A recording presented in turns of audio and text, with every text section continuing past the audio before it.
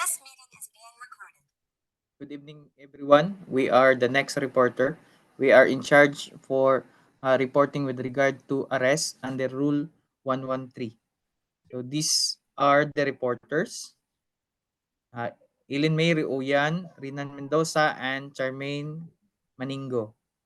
So the scope of our topic are arrest how made, duty of arresting officer, execution of warrant, warrantless arrest, time of making arrest, method of arrest, method of arrest by officer without warrant, method by arrest of private person, officer may summon assistance.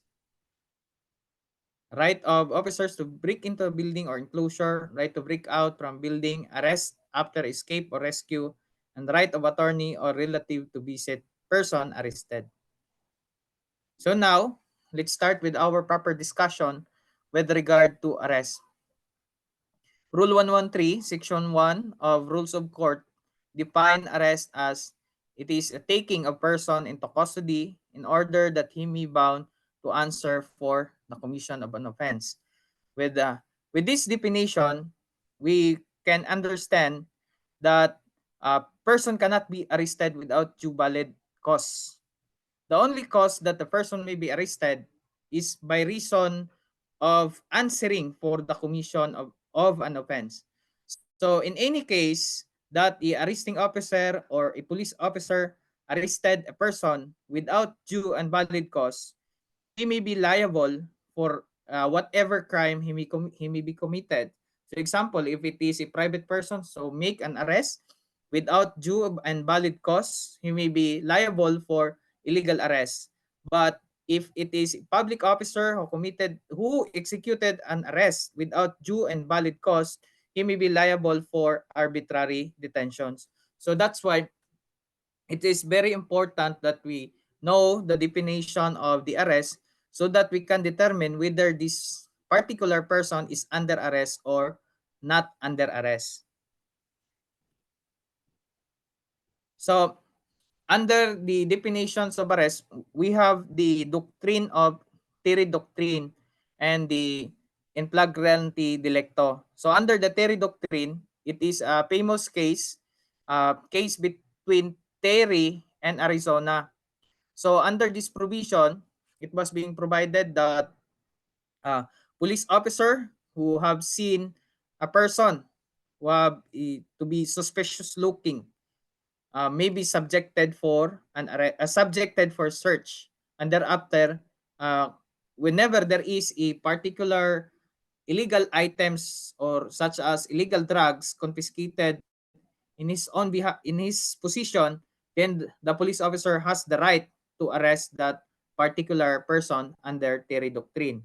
While in flagrante delicto, it simply means that the person to be arrested must executed a overt act indicating that he is actually committing or attempting to commit a crime.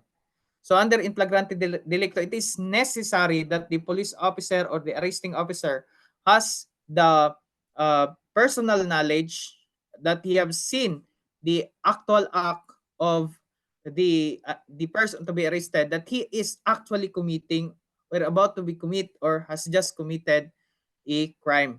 So under our Philippine law, if we will going to reconcile the Terry doctrine with our laws with regard to the valid warrantless arrest, we can say that the Terry doctrine is not applicable. Why? Because in Terry doctrine, there was no actual or external action that would give personal knowledge to the police officer that the person is actually committing the crime. Where in fact, in our law, particularly in warrantless of arrest, in flagrante delicto, it is necessary that the person has executed external action that would give an idea to the police officer that he is actually committing the crime. We should remember that in arrest without warrant by due to arrest incidental to lawful search, it is necessary that arrest comes first prior to the conduct of search. So meaning, whenever search comes first and then arrest made after, the search thereof is invalid and the arrest thereof is invalid. Why? Because we cannot use that the if we cannot use the confiscated items, legal items during the arrest, because it is the violation of its constitutional rights and does not constitute a valid search due to a valid arrest, because the search was being preceded by the arrest. So we have also Terry Doctrine versus in flagrante delicto. We have a question. The police officer received information that a man was in possession of illegal drugs and was on board a Genesis bus bound for Baler, Aurora. The informant added that the man was wearing a red and white striped shirt. The police officer waited for bus along National Highway. When the bus arrived, Jack Cracho disembarked and waited along the highway for tricycle. Suddenly, the police officers approached him and invited him to the police station since he was suspected of having shabu in his possession. Racho voluntarily went with the police. Is Racho under arrest? Yes, Racho is under arrest. It is not necessary that there must be a external force or external restraint in order the person to be arrested. It is sufficient whenever the person voluntarily submit himself to the police officer. So in this case, we can see that Rancho voluntarily submit himself is one of the requirement that it is a valid arrest. So therefore, he is under arrest. So presuming that he is under arrest, is the arrest valid? No, the arrest is invalid. Why? Because applying the principle on in flagrante delicto or the warrantless arrest without warrant, it is necessary that the person to be arrested has executed an external actions that would tantamount to the commission of the crime. So in this case, Racho did not commit any crime. Why? He's just standing waiting for the tricycle. Standing on the highway does not tantamount for a commission of a crime. So therefore, the arrest made thereafter, even though there was a shabu collected on the position of Racho, still the arrest is invalid. Why do we need to identify whether the person is under arrest? We need to identify that the person is under arrest for the reason that person to be arrested has different rights. And these rights are rights to remain silent, rights of a counsel, and right to a medical examinations. So whenever the person is under the custody of a law enforcer or a police officer and being subjected to the arrest, automatically these rights of the person arrested will be granted to him. So he has the right to remain silent and right to a counsel and right for medical examinations. So on right to remain silent, anything that the accused will say during the execution of the arrest shall not be a valid evidence against the accused being arrested. Second, the rights of a counsel. Whenever the person to be arrested, it is necessary that he will be assisted by a counsel whenever he will going to waive his right to remain silent or he will going to make an extrajudicial confessions.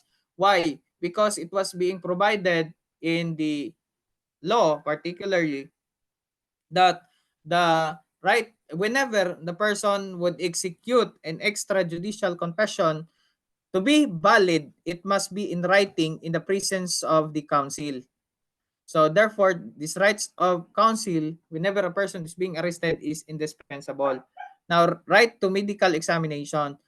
So after the person being arrested, it is the duty of the police officer or the arresting officer to deliver the person to the nearest medical examiner or nearest doctor in order to examine whether he has medical disabilities, medical problems, so that whenever the accused will be detained on the police station or in any jail facility, the detention officer could identify whenever the person being arrested must be given a special attention, particularly is in medical aspects.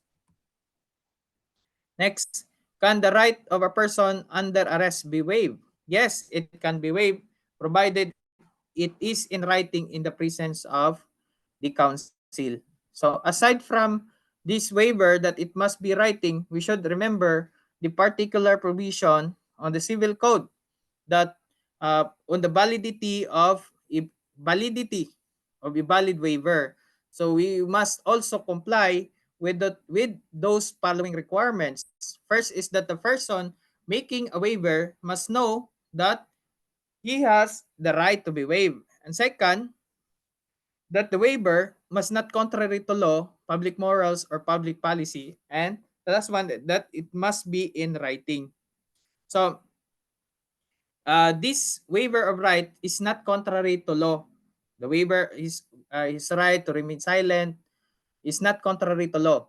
Why? Because it is there is a particular provision that anything statement could be a valid evidence provided that there is a valid waiver, and even the confession or admission made by the accused is a valid waiver provided that it is in writing in the presence of the council.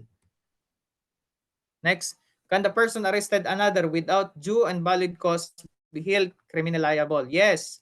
Any person who arrested another or put the person into his custody will be liable for a criminal offense or whatever offense that he committed. So example, if it is the detention is more than as provided by law, it could be a serious detention, or illegal detention, illegal arrest for a private individual, or a violation of arbitrary detention in if the public officer committed such violations. Now, Section 2, under Section 2, we have arrest how made. An arrest is made by the actual restraint of person to be arrested or by his submission to the custody of a person making the arrest. Actual restraint means the application of force that will deprive persons once on freedom and movement. So, whenever it is not necessary that you will grapple the person, grab him, you smack him. It is sufficient that it is sufficient that you have deprived his freedom of movement. For example, you just put the person inside a room, but he is not allowed to go outside. So there is a restriction of freedom of movement. So therefore, that is an arrest. Next is submission. So under this restraint is in execution of an arrest, it is important that the police officer must only use a reasonable force. So there are particular requirements. So no violence or unnecessary force shall be used in making an arrest. The person arrested shall not be subject to a greater restraint than is necessary for his detention. A law enforcer who applies unreasonable force at the time making an arrest may be held liable for any crime that it may produce. However, law enforcer actions may be justified provided the following circumstances are present: that the offender acted in the performance of the duty or in a lawful exercise, the injury of the offense committed be the necessary consequence of the performance of such duty or the lawful exercise of such right or office. So it is the case of Lakinalaw versus AA, JR number 3494, June 27, 1988. So in this case, it simply provides that whenever the police officer or law enforcer or any person making an arrest, the force that he may applied must be justifiable.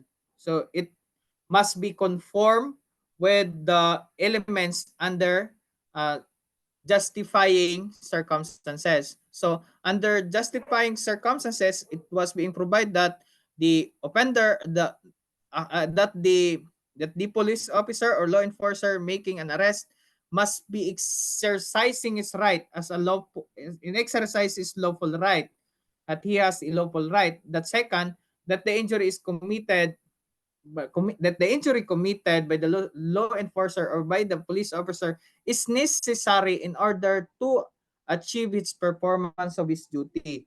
Now, whenever these elements does not fall on, so example, the police officer the person making an arrest does not have an authority at all because the person he is arresting was not committing any crime at all. So he is not performing his lawful duty. Example, he just arrest a person na ay parang ayaw kong pagmumukha nito. So arestuhin ko. So that is not a performance of a lawful duty. So that is illegal. So that could not be justified. So if he make an arrest, he during the execution of arrest, and that is the arrest was not within the bound of the justifying circumstances, the police officer, law enforcer, or arresting officer may be subjected for a crime that he has committed. So example, whenever there is a physical injuries during the execution of the arrest, then he may be held liable to that. So whenever there is death in the execution of the arrest, then he will be held liable because his action it's not justified for the reason that he is performing a unlawful action, not within his duty.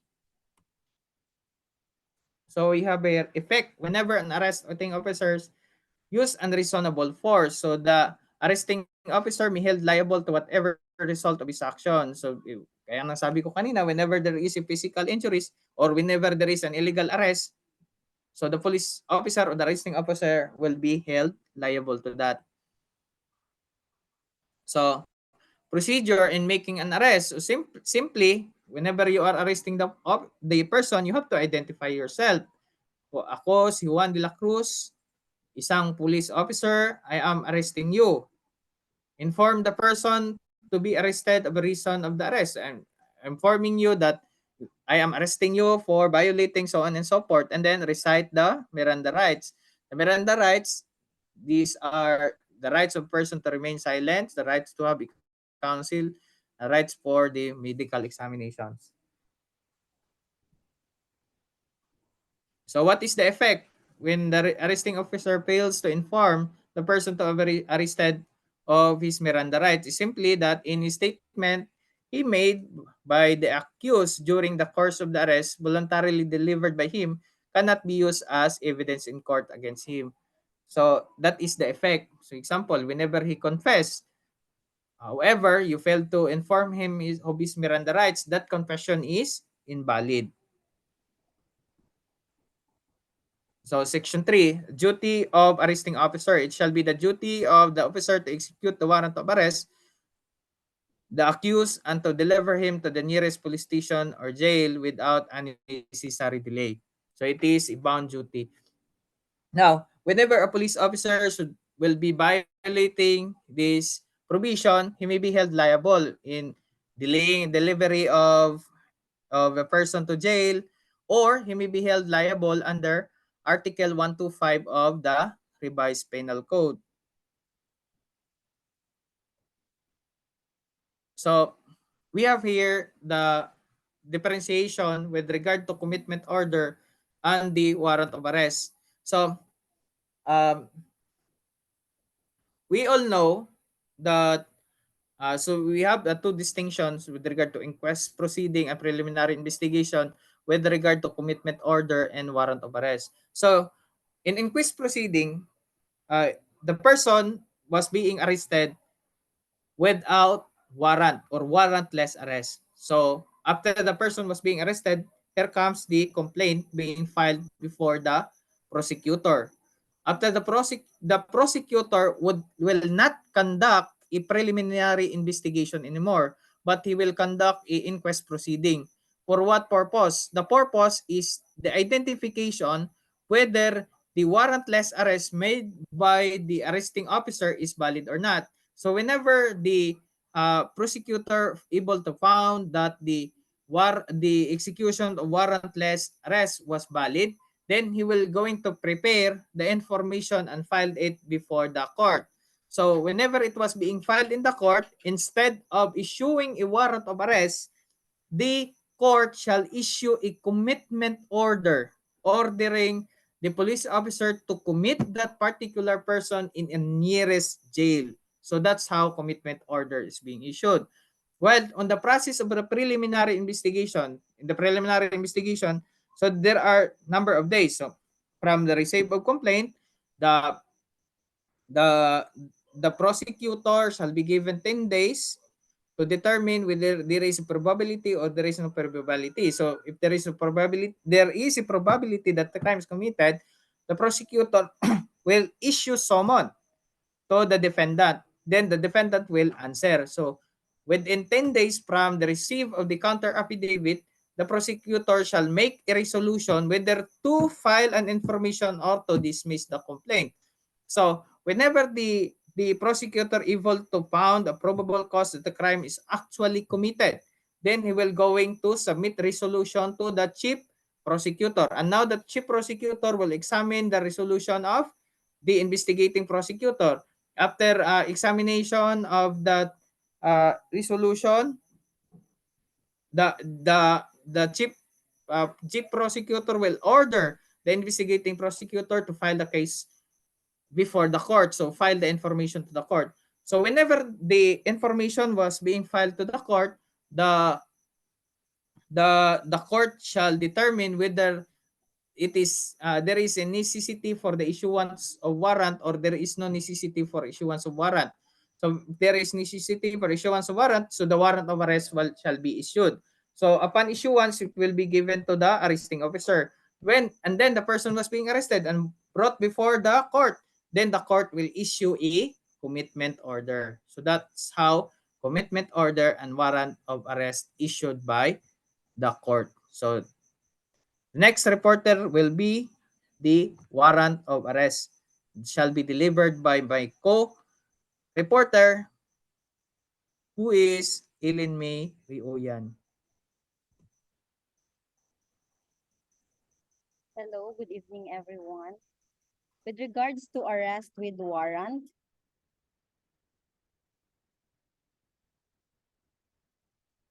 it defines that arrest warrants are typically issued by a judge and are part of a formal legal process. These documents should conform to specific legal requirements.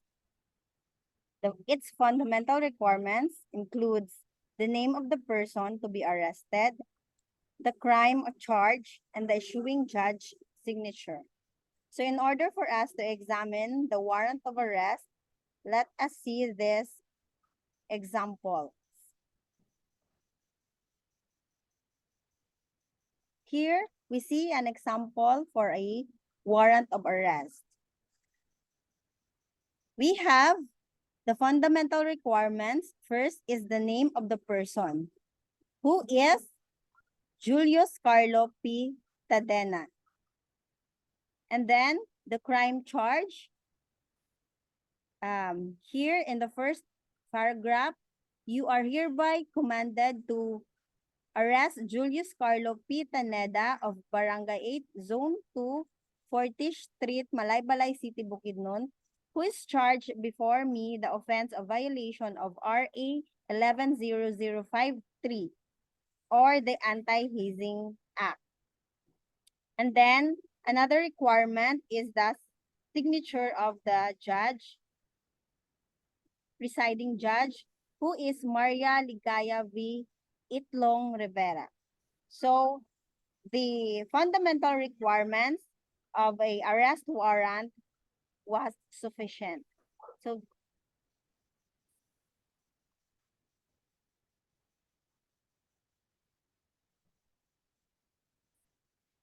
for the requisites of a valid warrant of arrest, we have Section 5, Rule 112. Within 10 days from the filing of the complaint or information, the judge shall personally evaluate the resolution of the prosecutor and its supporting evidence. Then, if he finds probable cause, he shall issue a warrant of arrest. In case of doubt on the existence of probable cause, the judge may order the prosecutor to present additional evidence within 5 days from notice, and the issue must be resolved by the court within 30 days from the filing of the complaint of information. We have a sample case here.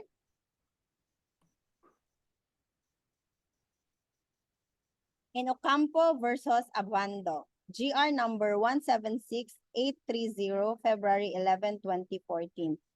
Here, the petitioners were charged with murder of the victims found in a mass graveyard and with a crime of rebellion as leaders of the CPP, NPA, and FDF. They claim that copies of the subpoena and complaint and other supporting documents never reached them, so they were denied of due process during the preliminary investigation. But the court held that efforts were made by seeking this to their addresses. Also, the judge complied with the constitutional requirements in his determination of probable cause for the issuance of warrant of arrest. Here, in this case, the issue in this case is whether or not Judge Abando complied with the requirements of Constitution in finding the existence of probable cause for the issuance of warrant of arrest. Yes, the ruling is yes, although the Constitution provides that probable cause shall be determined by the judge after an examination under oath or an affirmation of the complaint and the witness. We have ruled that a hearing is not necessary for its determination.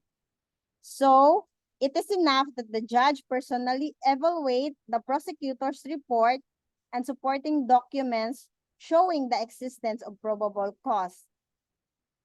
For the indictment of then issue the warrant of arrest. Or if he finds no probable cause, he can require submission of additional affidavits of the witness. The judge review of the information and other supporting documents was clearly set forth in this order.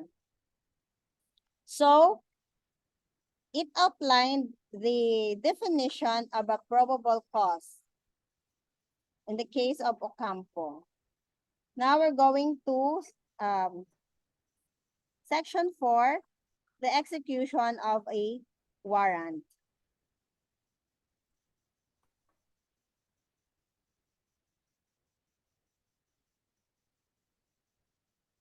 The head of the office to whom the warrant of arrest was delivered for execution shall cause the warrant to be executed within 10 days from its receipt. Within 10 days after the expiration of the period, the officer to whom it was assigned for execution shall make a report to the judge who issued the warrant. In case of his failure to execute the warrant, he shall state the reasons thereof. So upon the after preliminary investigation, there will be a determination of probable cause. If there is a probable cause, then the case, the information will be filed to the court, and then the court will it will be received by the judge to determine if there is a probable cause to issue warrant of arrest. If there is none, a summons will be issued by the court. So, after the warrant of arrest is given to the police or law enforcer in charge, we have in the another slide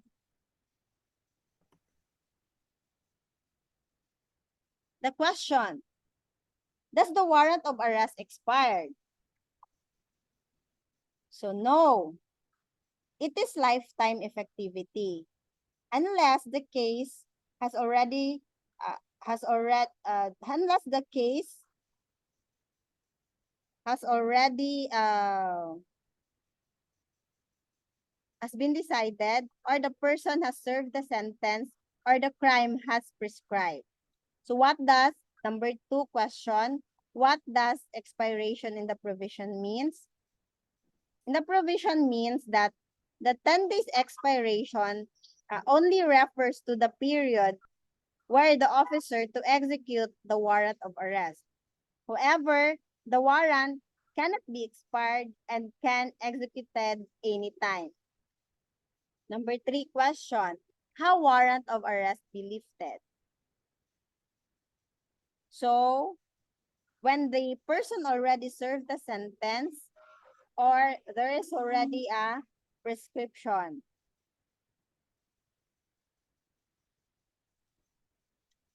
Okay. So, section 6, the time of making arrest. An arrest may be made on any day, at any time of the day, or at night.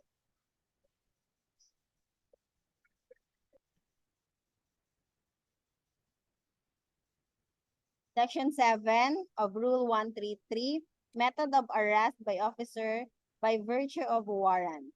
When making an arrest by virtue of warrant, the officer shall inform the person to be arrested of the cause of the arrest and of the fact that a warrant has been issued for his arrest, except when he flees or forcibly resists before the officer has opportunity to inform him, or when the giving of such information will imperil the arrest. The officer need to have the warrant in his possession at the time of the arrest. But after the arrest, if the person arrested so requires, the warrant shall be shown to him as soon practicable. So, in section 7, it outlines the method of arrest. So, whereby the police officer must identify himself. If he has the warrant of arrest, you should tell him that he has the warrant, and if he has no warrant of arrest with him, should tell him the person of what the nature of his arrest, and then recite the Miranda rights. So why do you need to recite the Miranda rights of a person? You need to recite because any testimony he made after the arrest without informing him of his rights cannot be valid as evidence in any court of law.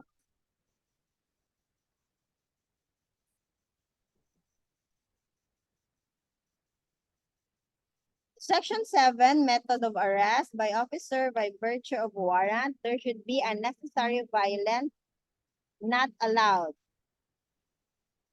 When making an arrest, one must use only reasonable force in making it. So if there is already voluntary submission of the accused himself, there will be no application of unnecessary force. So the next reporter will be Ms. Charmaine Maningo for the arrest without warrant.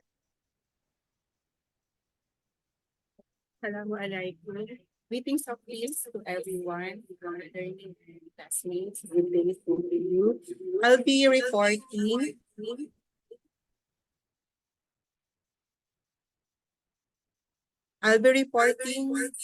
about arrest without warrant.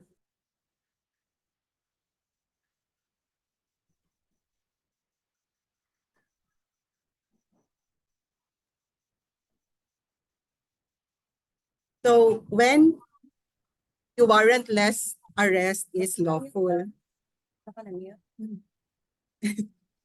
So again, when a warrantless arrest is lawful, the general rule as regards arrest, searches, and seizures is that a warrant is needed in order to validly effect the same. The constitutional prohibition against unreasonable arrests, searches, and seizures refers to those affected without a validly issued warrant subject to certain exceptions as indicated in the case of Malacat versus Court of Appeals. Hence, the doctrine is that the warrant of arrest is required before an arrest is made. A warrantless arrest is merely the exception. The pertinent provisions of Rule 113 of the Rules on Criminal Procedure provides for the instances when a warrantless arrest may be made. So first, in Section 5, Paragraph A, arrest without warrant is lawful when a peace officer or a private person may, without a warrant, arrest a person in his presence. The person to be arrested has committed, is actually committing, or is attempting to commit an offense. Who may make the warrantless arrest? It is the duty of the officer, or it can also be by a person through a citizen's arrest. Under the same code of Rule 5A of the Rules of Court, a peace officer or a private person may, without a warrant, arrest a person in his presence. The person to be arrested has committed, is actually committing, or is attempting offense. This is known as an arrest in flagrante delicto. The arrest made by a private person under the circumstances provided under this rule is called a citizen's arrest.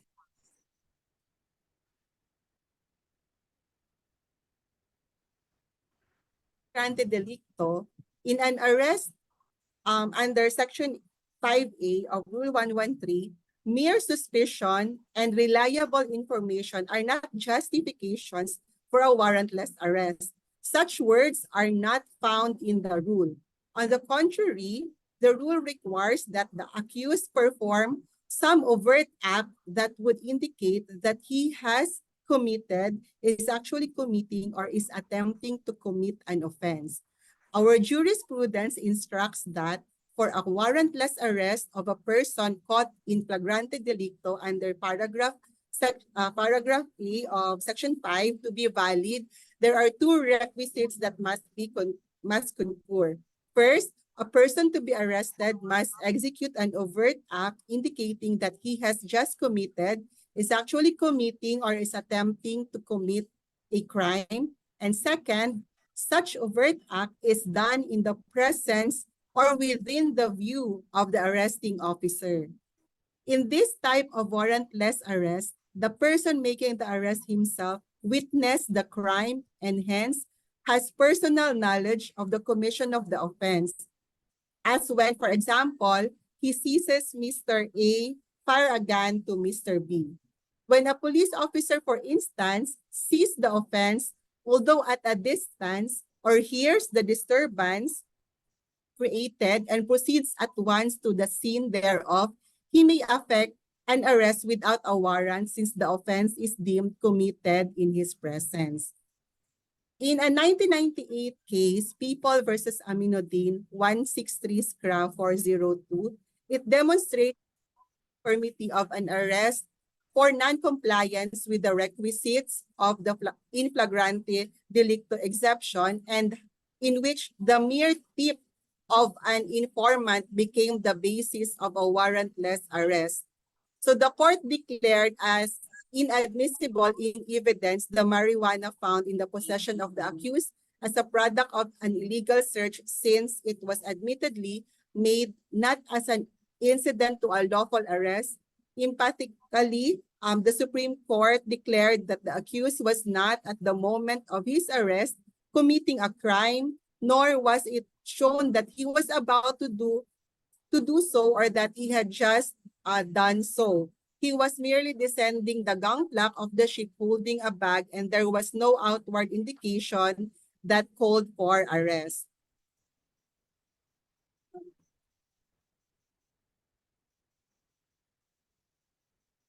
In People versus Mingote 210-174, this is a classic case that illustrates an invalid arrest and the subsequent illegal search and seizure.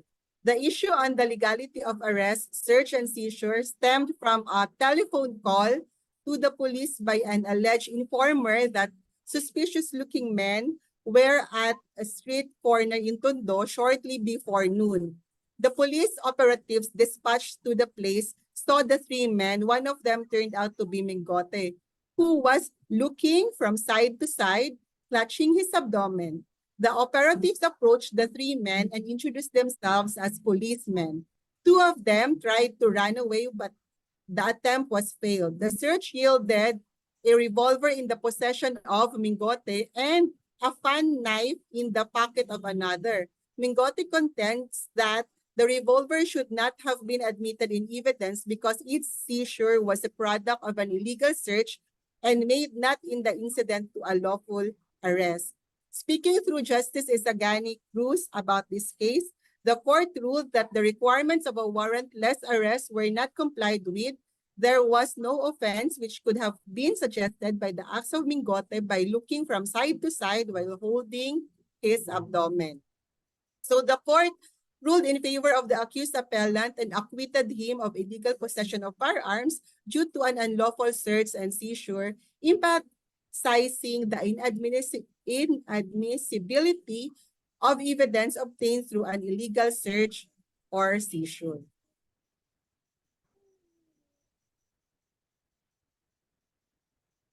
Warrantless arrest is lawful. It is when an offense has just been committed and he has probable cause to believe based on the personal knowledge or facts on the circumstances that the person to be arrested has committed it. This is also called hot pursuit. So this exception is found in Section 5B of Rule 113. So the second instance of the lawful warrantless arrest covered by this paragraph cited two stringent requirements before a warrantless arrest can be effected. First, an offense has just been committed and the person making the arrest has personal knowledge of the facts indicating that the person to be arrested has committed it. This exception does not require the arresting officer or person to personally witness the commission of the offense. In fact, the offense was not committed in his presence, although said offense, as required by the rules, has just been committed. So the tenor of the rule obviously emphasizes the immediacy of the arrest reckoned from the commission of the crime. Hence, on a warrantless arrest made 1 year after the offense was allegedly committed is an illegal arrest.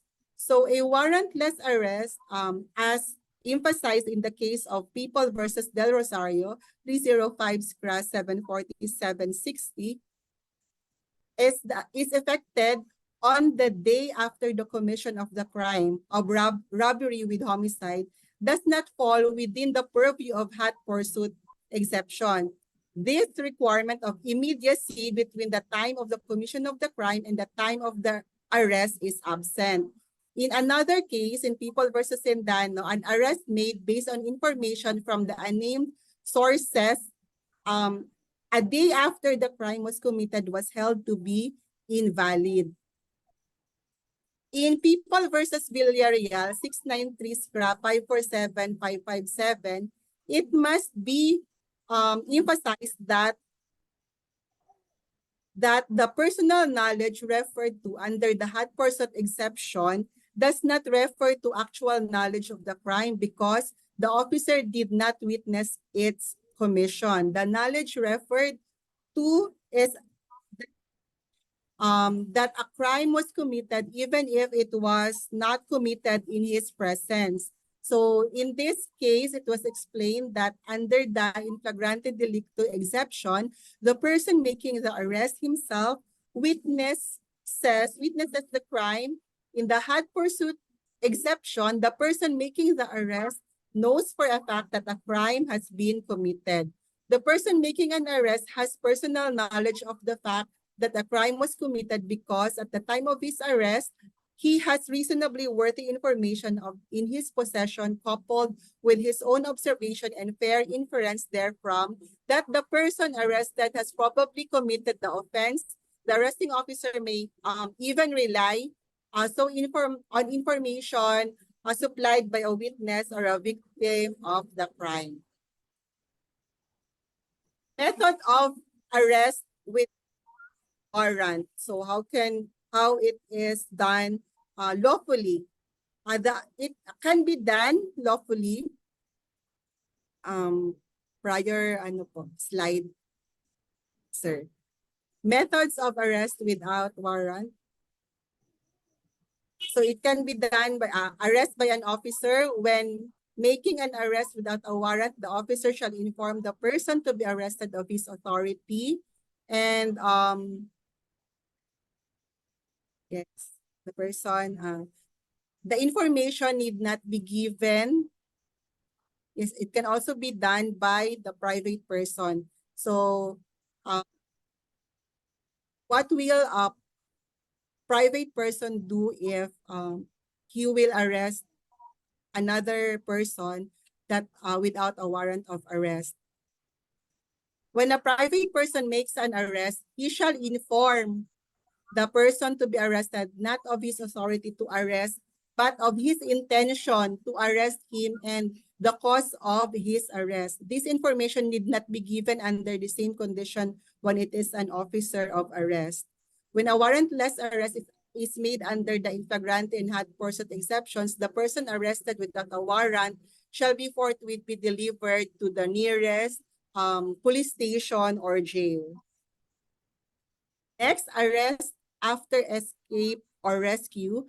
If a person lawfully arrested escapes or rescued, any person may immediately pursue or retake him without a warrant at any time and in any place within the Philippines. Next.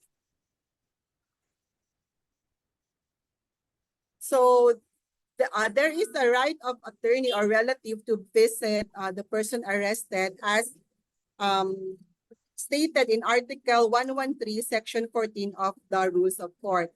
Any member of the Philippine Bar shall, at the request of the person arrested or of another acting in his behalf, have the right to visit and confer privately with such person in the jail or in any other place of custody at any hour of or night, subject to the reasonable regulations or a relative of the person arrested can also exercise the same right. So that's all from me. Thank you so much for listening.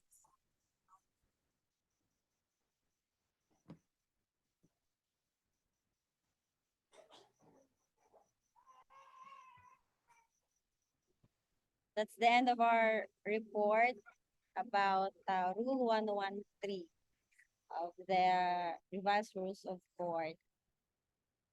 Thank you, classmates, and thank you, sir, for listening.